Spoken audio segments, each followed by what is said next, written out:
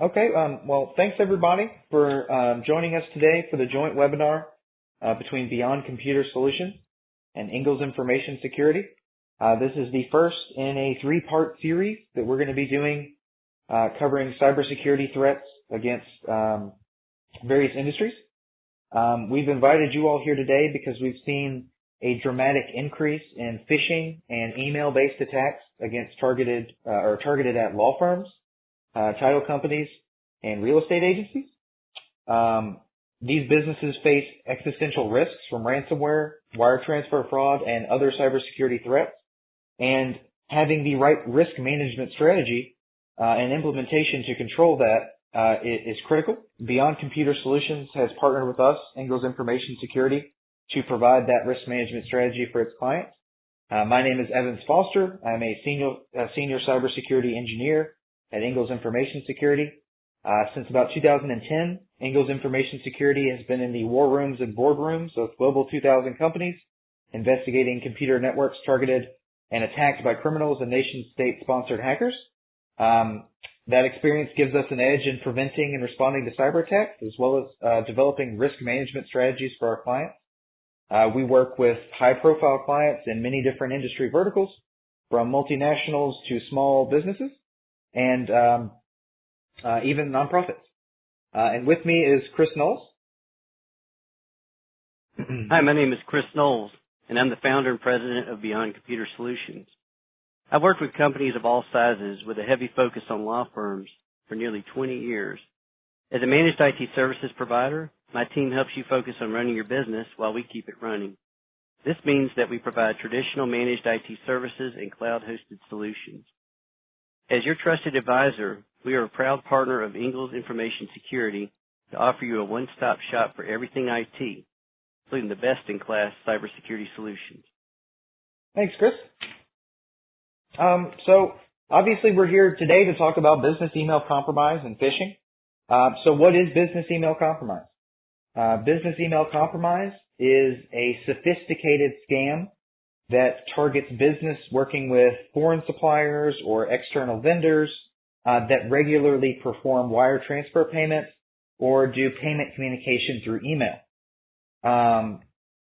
They frequently target individuals that perform these payments, but they also target any individuals that have a significant business presence online or have just email addresses. The scam is carried out when a subject compromises a legitimate business email account, either through social engineering or computer intrusion, and then conducts an unauthorized transfer of funds using that email account. We've really called this webinar today because we've seen a massive increase in the amount of phishing. Just in 2018 alone, the amount of phishing activity doubled.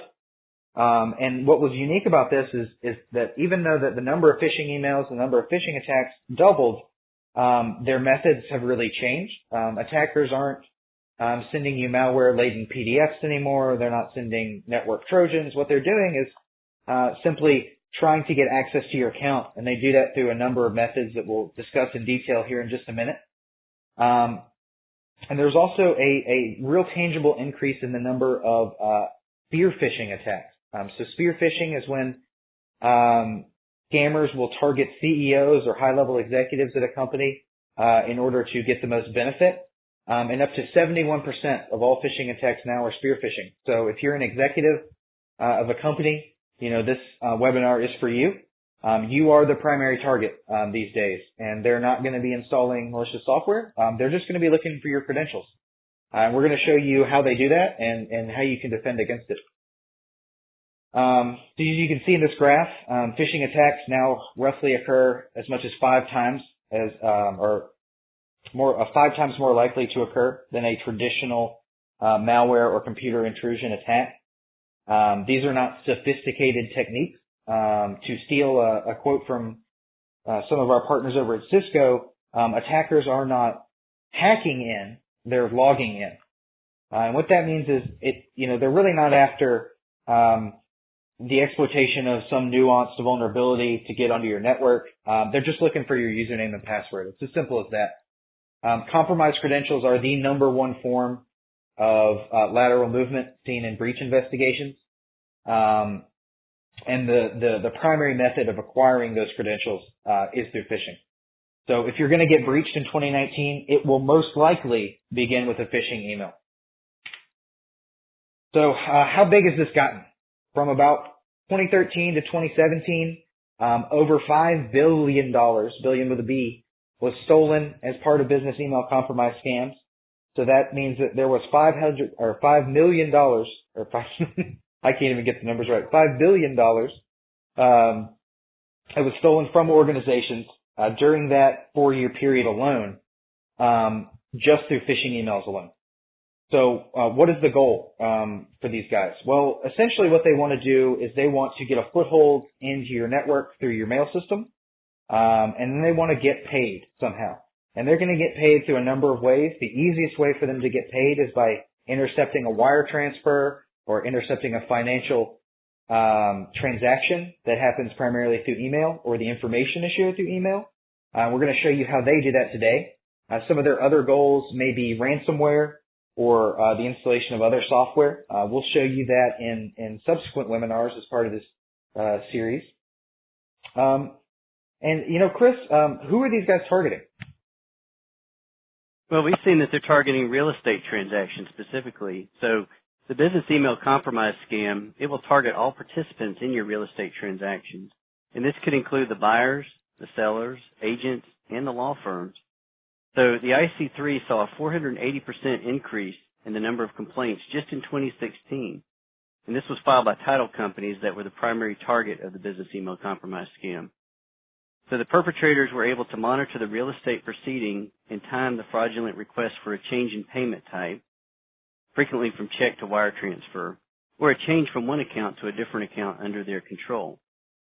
Wire transfers are the goal for phishing fraudsters. And according to the FBI, fraudsters are targeting businesses like land and title services, which routinely process account and wire transfers. Evans, what techniques are the most popular? Yeah, so great question. These scammers are primarily using two methods of getting your credentials or attacking your organization. The first is email login forms. So they will falsify a login form to a cloud service such as Microsoft, Office 365, or Yahoo Mail, something like that, Dropbox. And they will put up a website, and this is what we'll show you here in just a second in the demo. They'll put up a website that looks exactly like that cloud service that you're used to using every day. And then once you put your credentials into that login form that they control, they can steal that information. And in some cases, in sophisticated attacks, they can even redirect you back to that original service, so you think that nothing has happened. And that's what we'll show you here in the demo. They're also doing email impersonation. One way to get someone's credentials is to impersonate their boss. We see this a lot. Low-level employees with some level of access in an organization, maybe the accounting or HR department, will get an email from, an email address that is not part of their organization, purporting to be the CEO or their direct supervisor, saying, hey, I need you to share me your login information with this service because I need to access your account or whatever. And since this person is supposedly their boss, they'll give up that information. So what does a phish look like? A modern phish? Well, it starts with a user receiving a phishing email, and this email is going to have a document or a link inside of it that is going to get them to either install some software or interact with one of those login forms. That's step 2. So the user clicks that link, and they're either going to be presented with something that looks like this, which is a fake PDF document. They click that link. They'll probably end up somewhere on a page that looks like this. This is a Google login form that is not hosted by Google. This is a fake login form that we found on the internet, took a screenshot of. If you were to put your credentials into this form, you would likely be hacked.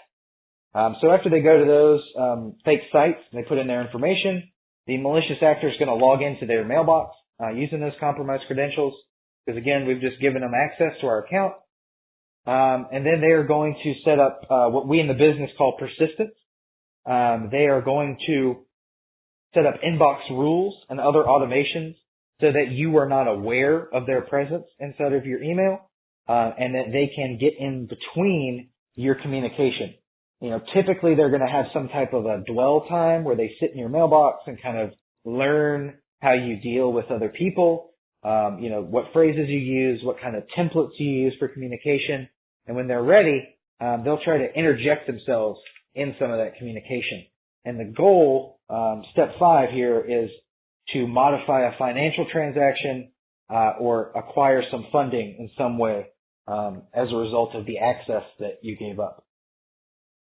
So now we'd like to do a live demo. So the scenario is a small law firm somewhere in the United States is beginning its work week. As employees arrive at the office, the CEO is sitting down to check his email. For this demonstration, I'll be performing the role of the attacker, and Chris will be the CEO or the employee. We have a fictitious company called Atlanta Title Co. So without further ado, we'll jump onto Chris's machine here and let him take it away.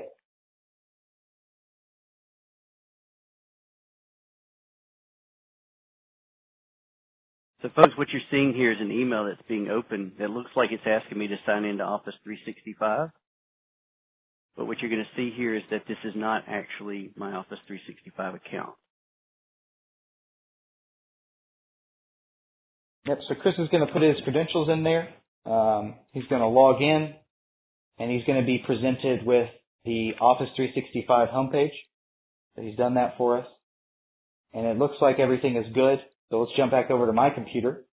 Chris has just interacted with my web server that he thinks he can, that is a Microsoft server. It's not a Microsoft server. It's actually a server that I control.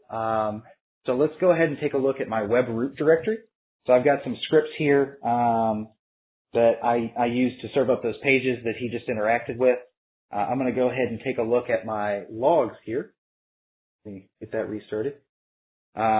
So we'll go over and take a look at the log file that was generated when he interacted with the server. And in this log file, we should have enough information for us to compromise his email account. So we'll kind of go through that entire process. So let me open this up really quickly, and we'll take a look at that data. Really, the key thing here is that you can't trust any server online. And you can see here we've got the data pulled up. I've got an IP address that Chris interacted with me from. I've got his username and password in plain text. So this should be all of the information I need as a malicious actor to compromise his account. So what I'm going to do is jump over now to actually his email account on that server. So I'm going to log into that server. I'll use the same IP address that he provided earlier. That's the 52 address there you see. And then I'm going to use that same password that he had provided to my web server. It's important to note here that it doesn't really matter, whether or not you're trying to access a server or an email account.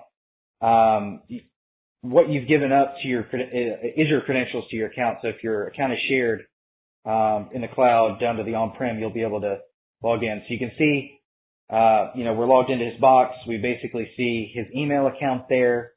So we're going to attempt to do some nefarious things in this email account.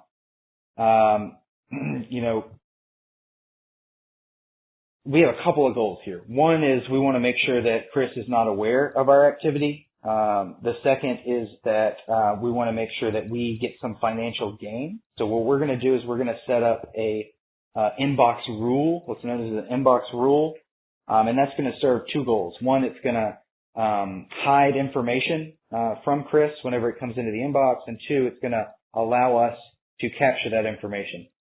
So I'm going to go in and create a rule here as soon as I can find it. It should be right under there under rules. And we're going to create a new rule.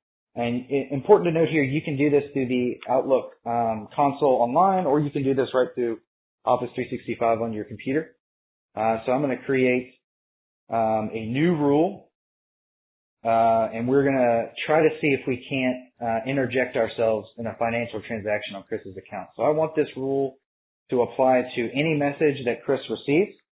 So we'll create a new rule for that. And I want to do a rule where any message with a particular word in the subject gets sent to another account. So we're going to search for things like ACH. We'll search for things like wire transfer. We'll search for things like payment or remit, those types of words that you would expect to be included in a financial transaction. And so we'll go ahead and save that query. So any of these words you see on the screen right now will come up. We'll cause this rule to fire. So now that we kind of know which messages this is going to work on, we'll create the second part of the rule, which actually is going to forward this to another email account. Because remember, the goal here is for someone to send Chris an email, as part of a financial transaction, maybe that's from his bank or what have you, and for us to get it at a different email address. So I've created a fake Gmail account. I'm going to go ahead and create a rule for that. It's just badpersondemo@gmail.com. Feel free to shoot me an email. And what I want to do is I want to take any message that's coming in with these terms, and I want to shoot it over to my badpersondemo Gmail account. And I really don't want Chris to see it. What I typically would do is I would delete this message instead, but that's kind of hard to show in a demo. So what I'm going to do is I'm going to move that message to the junk mail folder instead. I'll just go ahead and put it, let's select the trash, and then when this message comes in, it's going to do two things. You can see right here under step 2. It's going to forward it to my Gmail, and it's going to move it to his trash. So once he gets an email, he's not going to know that he got it, and it's going to go to me instead. And hopefully, if I'm the attacker, that information that I need to get paid is going to be in that email. So Chris is going to shoot that off. I've got another email account that's going to shoot an email to Chris's email account here. Once that comes in, we'll see what happens to it. So let's give it a few seconds. We'll wait for it to appear, and then we'll try to intercept that message. So I think it should be appearing here shortly. Let's go ahead and do a send and receive just in case.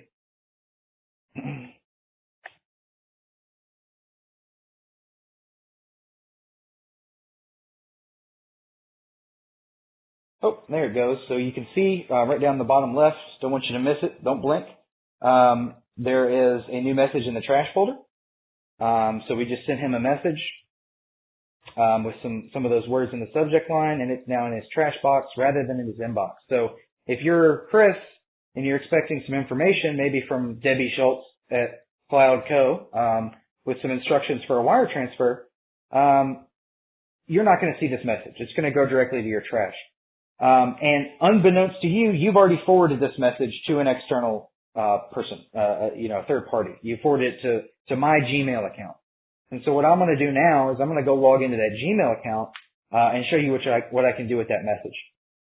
And you can see it's a pretty standard, generic business communication. I've got an invoice I'm referencing, and I want you to make a payment, right? So all the information I need you to have to make that payment is going to be in there. Let's jump to the Gmail account.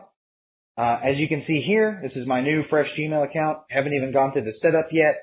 And I've got an email here from a Debbie Schultz with some payment instructions. And this came directly from Chris's inbox. Let's go ahead and take a look inside of that and see what we can do with it. Hopefully that I'll find some information in here that I can use to modify a financial transaction. If I'm reading this, I see Debbie Schultz. This is a different company. They want Chris to do something. This could be a potential payday for me. So I'm going to open up that document, and then I'm going to make some modifications. Right inside of this document, I've got everything I need, right? Oddly enough, this is actually how wire transfers go down. A lot of times you will just share an account number and an amount and make sure that payment's verified, right? Well, unfortunately, if somebody were to intercept your instructions, all they've got to do is do what I'm doing right now and change this account number. And they're going to get paid instead of you. So essentially now this $103,000 amount, when this wire transfer gets executed, is going to go to me instead of going to Chris. And what I'll do is I will shoot this message back to him, and say, hey, please execute this wire transfer, using this account number that's mine instead of yours. And, this seems probably very low tech. But the important thing to note here is that this is not only an attack method, but this full attack chain is something we've seen in the wild before.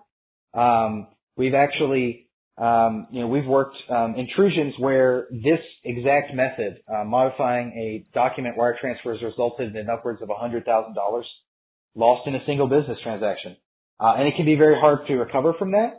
And as you can see, I didn't use anything sophisticated to pull this off. All I did was set up a web server, wait for somebody to put in their credentials, access their information with the credentials they gave me, and then I just started jumping in the middle of their business and was able to very quickly get this type of attack spun up. So if you frequently have wire transfers that go through your email accounts, or you do any other financial information, really any personal information in your email, you need to make sure that you don't fall victim to this. So let's talk about how you might be able to do that.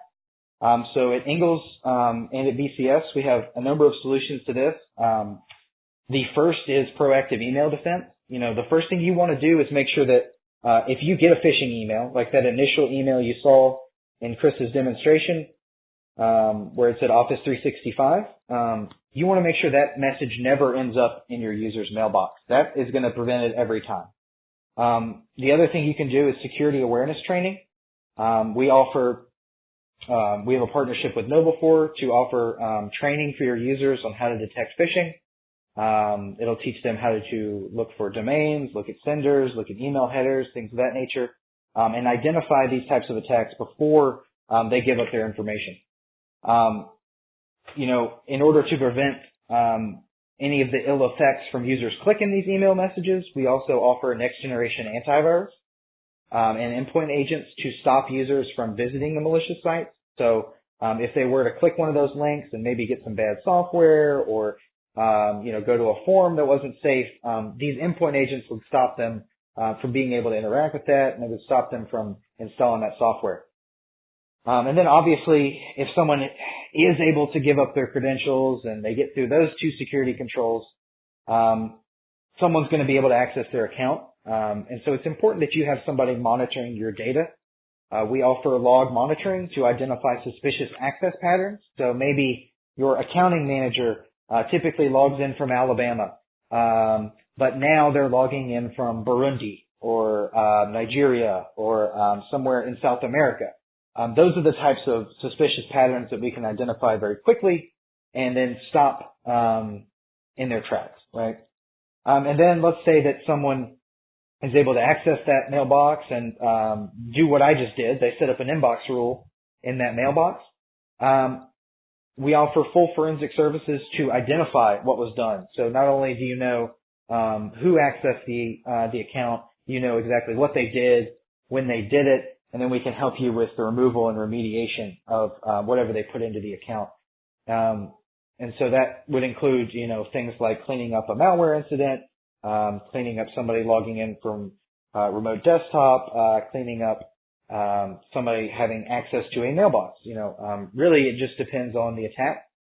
And then, let's say the worst happens, somebody actually is able to monitor or modify a financial transaction, and there's some business loss there. We offer a fully staffed incident response team in order to respond to that incident. So you would not be alone in that scenario. You'd have a full team of qualified analysts and engineers and incident management professionals that can help you deal with that incident from beginning to end, including notifications to your clients, dealing with your cyber insurance providers, negotiating on your behalf for ransomware payment, things of that nature. So really it's a full one-stop cybersecurity service.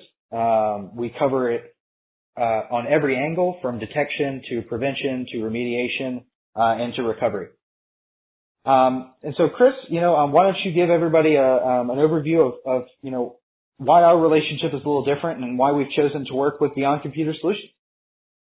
Absolutely. Evans, thank you so much for that visual and powerful demo of that cyber attack that happens all too frequently in real estate attorneys firms as well as title companies. So I think it's really helpful for our audience to see how that happened and understand the importance of training and having a good partner like us. And so, again, I'd like to talk a little bit more about how Beyond Computer Solutions is involved with Ingalls. So Ingalls Information Security is our trusted partner to handle everything cyber. So they're right here in the United States. They provide all of the monitoring services. And, of course, it's still equally important for you to have an IT partner, trusted advisor, an IT consulting company, and that's who we are. So we here at Beyond Computer Solutions, we've been partnering with law firms for nearly 20 years. So we understand your business model, your practice management software, and how all of your applications and all of your data needs to be accessible, secure, compliant, and really all in the same place. So we can handle all the traditional IT support, anything from troubleshooting your network or working with your practice management software vendors to resetting passwords, backups, etc. But we can also provide cloud-hosted solutions that will provide you with everything you need to run your entire practice without having to purchase any server equipment. So together, if you were to engage Beyond Computer Solutions, what we do is we bundle all of this together, secured, protected, and monitored by Ingalls Information Security to give you the best solution in the industry. You're going to have enterprise-class security and support.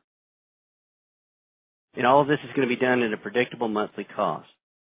So other IT companies, what they traditionally do is they work with just about any kind of small or medium-sized business. They're not specializing in your industry, so they don't necessarily understand your business or your unique challenges as being a target for wiring fraud. And what they typically do a good job of doing is providing help desk, maybe some great local guys that can fix computers and network issues, but they don't necessarily provide cybersecurity. There's a big difference between cybersecurity and just traditional antivirus and backup. So for those of you on the call today, we thank you for being here. And what we'd like to do is offer you a free telephone risk assessment. So over the next few weeks, I'll be taking appointments, the opportunity for you to speak with me one-on-one, where we can actually assess where you are with your security strategy. If you don't have one, we'll help you get one. And the first 10 people who actually schedule an appointment, we're going to provide a cybersecurity training package for everybody in their firm. We've got some short videos that employees can watch. At the end of the videos, they can take a quiz. They successfully pass. They print a certificate, turn it into the business owner to say, hey, I'm cybersecurity aware, I'm trained, and that's going to give you the confidence to know that your employees know what to do and what not to do. And finally, we can also search to see if your email might have been compromised on the dark web. Some of you may have heard about the dark web, possibly through Equifax or other credit bureaus. We basically have extra insight to know if possibly somebody has given up their credentials as part of a breach, maybe on certain social media sites. So again, we look forward to booking appointments with you, and we look forward to talking about how we can help your law firm be proactive. So now I'm going to turn it back over to Evans for some Q&A. Yeah, thanks, Chris. So let's dive into some questions here. So I see we've got one. Oh, I need to back up real quick. There we go. I see we've got one. And Chris, why don't you take this one? Isn't my company too small to be hacked? That was a great question. Well, there was a time that might have been the case, maybe 10 or 15 years ago, but unfortunately, the victims of business email compromise, like what we just showed you, can range from all small business sizes to large corporations. Victims continue to deal in a wide variety of goods and services, so there's indicators that there's no specific sector targeted more than another when it comes to company size. But it is largely unknown also how victims are selected. So what happens is subjects monitor and study selected victims, and they use social engineering techniques prior to initiating the scam. And if subjects are accurately able to identify the individuals and protocols necessary to perform wire transfers within a specific business environment, victims may also first receive phishing emails requesting additional details regarding the business or individual being targeted, such as the name, travel dates, etc. All that being said, the scam's been reported in all 50 states, all 131 countries. You've probably heard of other small companies getting hacked, but the bottom line is these emails could come in to anybody and everybody, and it's more like a phishing lure, and someone takes the bait. You're just you have employees that are just letting them in. So I hope that helps answer that question. Evans, I'll turn it back over to you for more. Absolutely. So we have one here. Looks like a good one. What other attacks are related to phishing, and what if I don't engage in wire transfers? Yeah, so those are good questions. This demonstration obviously was specific to a wire transfer type scenario. We'll be doing a series of these in a couple of months. We'll be doing one probably late August about ransomware. So stay tuned for that. We'll send out an invite for that. But to answer your question specifically, once a malicious actor has login credentials for your environment, be that remote desktop, be that your mail environment, doesn't really matter. They're going to try to leverage those credentials for some financial gain. Now, they've got a number of options when you give up a username and password. They can log in and simply steal your email. There may be further attacks they can launch doing that. They could download your mailbox and look at all of your contacts and figure out, some really good, specific, nuanced information about people you do business with, and then attempt to attack those people. Like you saw, they could try to interject themselves in some other type of financial transaction, maybe not a wire transfer. They will use the credentials you give them on other sites. So if you save the password, they might be able to log into your bank and just take money directly from you. And then they'll also, if all else fails, once someone's got your credentials, they'll probably deploy something like ransomware. What we've seen is at the end of the day, these guys are going to get paid somehow, some way. It may not be through such a rudimentary method as intercepting an email like we've demonstrated, but once they've got that username and password, they're going to do something to make some money. And hopefully that's not encrypting all your data or jumping in the middle of a transaction. But unfortunately, frequently, that's what we usually see, and we'd really like to help you stop that. That's really where we specialize, is detecting those actors, looking at their tools, techniques, and procedures, and preventing them from being able to affect your business. And if they do, obviously, we want to make sure that you have the people and resources necessary to respond to that attack, mitigate any of the impacts, and then obviously recover as quickly as possible. So I hope that answers your question. We also have another question here about how the service is deployed. Just in terms of kind of the deployment model we use, Beyond Computer Solutions is our trusted IT services managed service provider. So they would be deploying their software and technologies into your environment to promote and augment your business processes. And then Ingalls would come in as a unified vendor under Beyond Computer Solutions and deploy our technologies and tools. The BCS staff is intimately familiar with how we deploy our software and are able to assist you in doing that. They'll also be your primary points of contact, our primary points of contact for any security-related issues. So we will work with their team to remediate any items that we may find, any alerts that may get fired, any phishing attacks we may notice. So we will send a notification to them, and obviously they will work directly with you based on our recommendations to kind of get that issue resolved. Let's see if we have any more here. Let's see, we've got one. What do I do? What if I don't do much account transfer? Is it important to have somebody looking at my network? I do often respond to interrogatories and have my personal information on my network. Yeah, I think that's a great question. So it appears that this user is not as concerned with their email communication, but they're more concerned with their network communication. Luckily, we've got something to cover that as well. Part of the Ingalls toolkit is a network monitoring solution. So if you have some malicious software in your environment that may be stealing credit card information off your machine or personally identifying information of some other form, we typically refer to these as network Trojans.